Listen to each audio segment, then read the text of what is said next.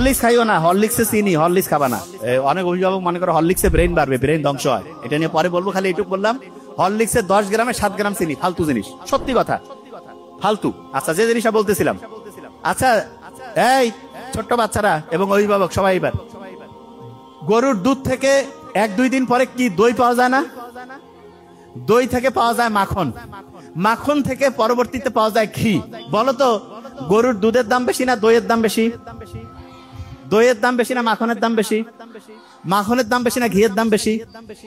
আচ্ছা, এবার তুমি মনে করো ঘি ডাইরেক্ট দুনিয়াকে ঘি আসে নাকি দুধ থেকে দই, দই থেকে মাখন, তারপরে ঘি? ডাইরেক্ট ঘি নাকি দুধ থেকে তৈরি হয়? আচ্ছা, তুমি ভালো কাজ করছো, সাথে সাথে তুমি পুরস্কার পাইছো, তাইলে বলো তো দই পাবা না দুধ পাবা? গরুর দুধ পাইলা, একটু দেরিতে পাইছো, তাইলে কি গরুর দুধ থেকে কি পাবা? দই পাবা। আর একটু দেরিতে হইলে, সবচেয়ে দেরিতে ঘি। তাহলে সবাই ঘি খাইতে চাও না? এই কও না কেন?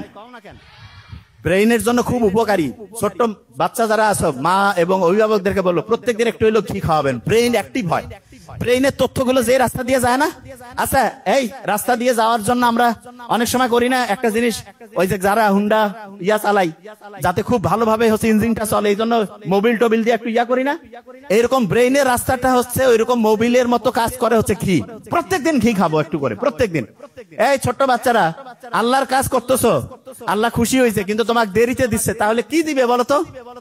দেখছেন কি ব্রিলিয়ান্ট, কি দিবে? তাহলে যত দেরিতে তত কি পাবো?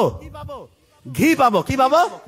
ঘি। আচ্ছা, ভালো কাজ করার পরে, এই ভালো কাজ করার পরে যদি দেরিতে পাই, তাহলে ভালো জিনিস পাবো না কম ভালো জিনিস পাবো? আচ্ছা, এবার শুনো, তুমি একটা খারাপ কিছু করতেছো, তোমার সাথে সাথে পানিশমেন্ট দিছে, শাস্তি দিছে, তাইলে একরকম।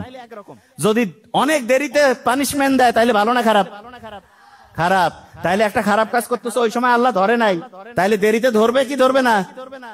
ধরবে। তবে আল্লাহ সুযোগ দেয়, যদি তুমি ভুল করার পরে, ভুল করছো, ভুল করার পরে যদি আল্লাহকে বলো যে এটা ভুল হয়েছে, আচ্ছা ভুল করছো একটা, সেটা থেকে যদি আবার ফিরে আসো, মনে করো, শোনো, তুমি তোমার আব্বা আম্মাকে একটা মিথ্যা বলছো, তারপরে কিছুক্ষণ পরে এসে যদি বলো যে আব্বা এটা ভুল করছি, আব্বা আম্মা হেসে ফেলে না? তারপরে তোমার একটা চকলেট, একটা কিছু খাবার দেয় না? এরকম আল্লাহর কাছে কোনো কিছু ভুল করছো, দূরে ওইখান থেকে এসে বলো আল্লাহ ভুল হয়েছে, আল্লাহ তোমাকে তো এরকম ডাইরেক্ট চকলেট দিবে না, কিন্তু আল্লাহ একটা সিস্টেম করছে, তুমি যে ভুলটা করছো সেই ভুলটাকে আল্লাহ শুদ্ধতে পরিণত করবে, যেটা অন্যায়ের জন্য যে পাপ শাস্তি, সেটা সোয়াবে পরিণত করবে।